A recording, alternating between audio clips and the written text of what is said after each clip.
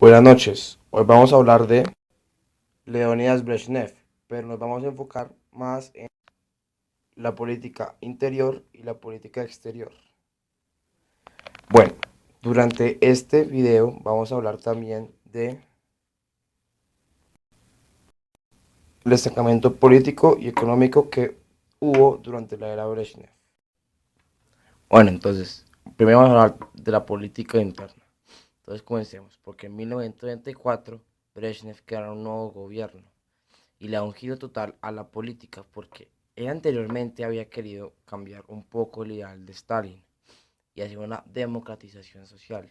Sin embargo, él fracasa y entonces él restringe el punto de vista acerca de su fracaso de democratización social.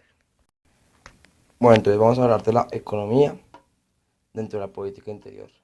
Bueno, la situación económica en Rusia tras la muerte de Stalin era una situación crítica porque el país estaba en una escasez de recursos.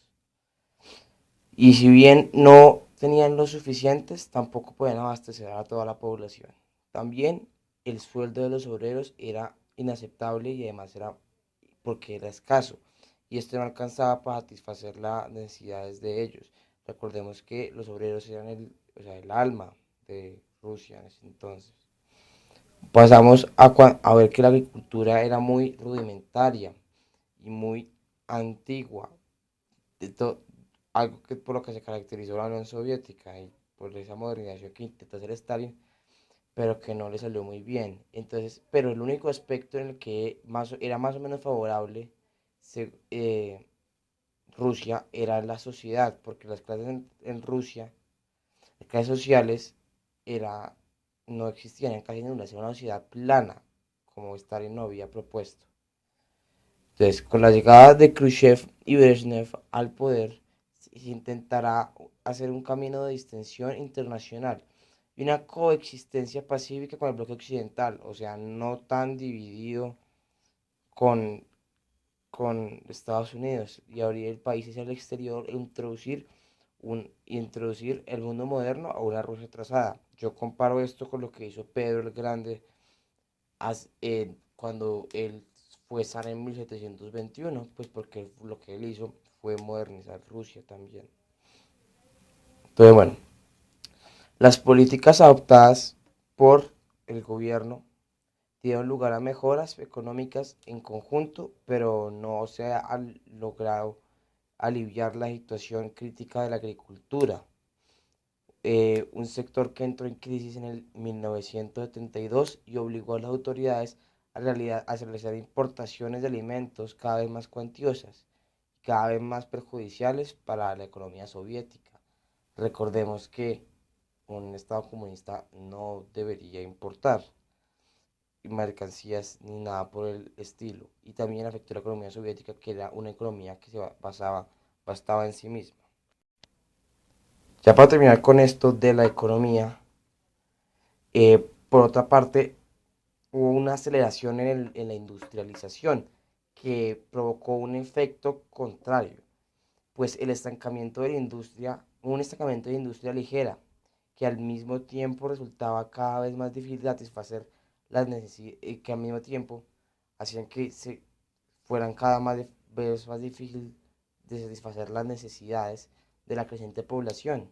Fue entonces cuando y Estados Unidos entró como la visión de ellos, porque ellos querían, en cuanto a industria, parecerse a Estados Unidos, pero era imposible llegarle a los talones y menos igualarla. Entonces parecía que la economía estaba cada vez más estancada.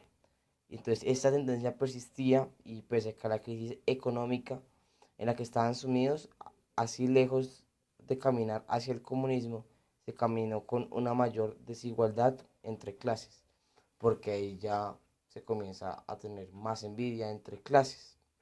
Entonces eso es todo por la economía. Bueno, ahora voy a hablar de otra característica que es la política que utilizó Brezhnev durante su gobierno.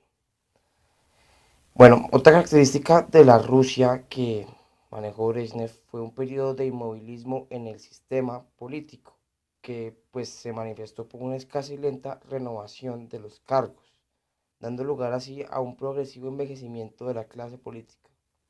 Entonces, aquí fue cuando Brezhnev se propuso renovar la democracia entre comillas, o sea, el gobierno, y dotar, y dotar todo de una nomenclatura, como lo llamaba él, que está integrada por 2 millones de personas de mayor estabilidad y que fue creada para dar mayor prestigio a un decadente gobierno. Entonces, con una, una constitución en 1977 se fortaleció ese papel del Partido Comunista y se les dio más poder a los dirigentes del Estado. Bueno, ahora vamos a hablar de la guerra de Afganistán, pero me voy a centrar más en un periodo que va a ser del 1978-1992.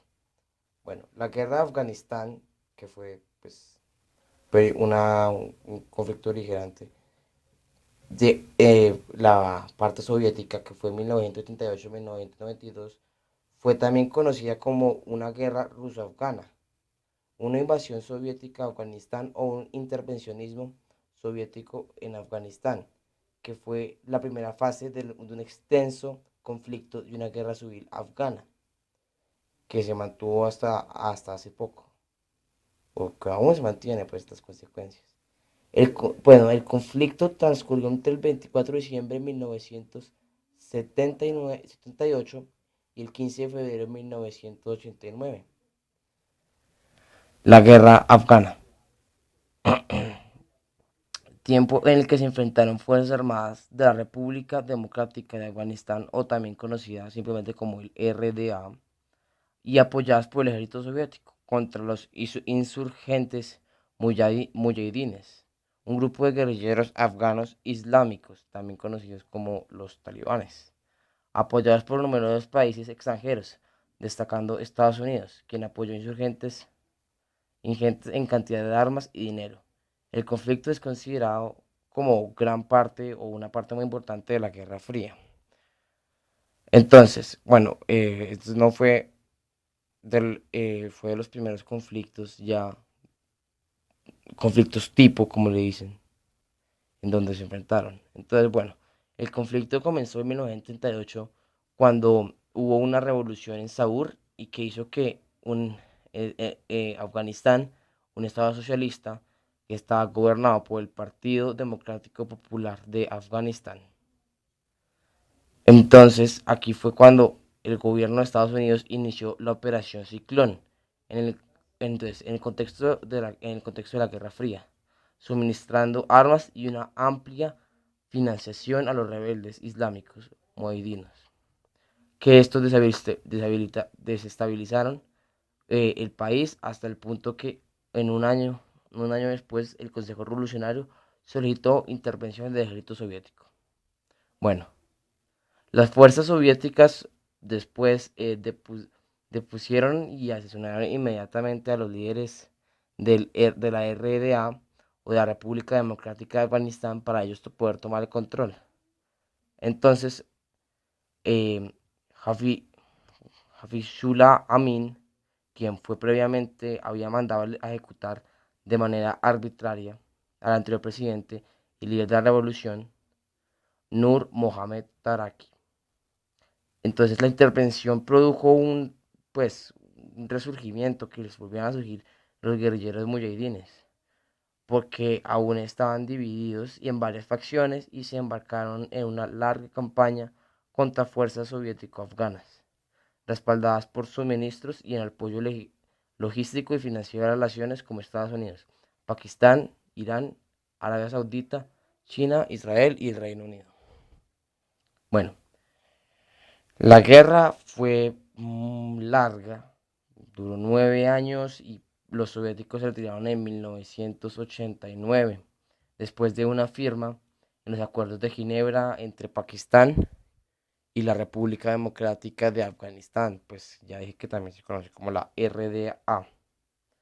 No obstante, estos enfrentamientos entre insurgentes y las tropas del gobierno siguieron hasta 1992. O sea, la guerra en sí duró 9 años, pero las consecuencias y unos, eh, unas cuantas balas se las repartieron hasta 1992 y fue cuando ya la disolución de la Unión Soviética provocó el colapso económico del país y fundamentalmente establecieron un Estado Islámico y el conflicto también es conocido popularmente como el Vietnam de la Unión Soviética. Bueno, muchas gracias. Pueden encontrar la bibliografía en la conclusión.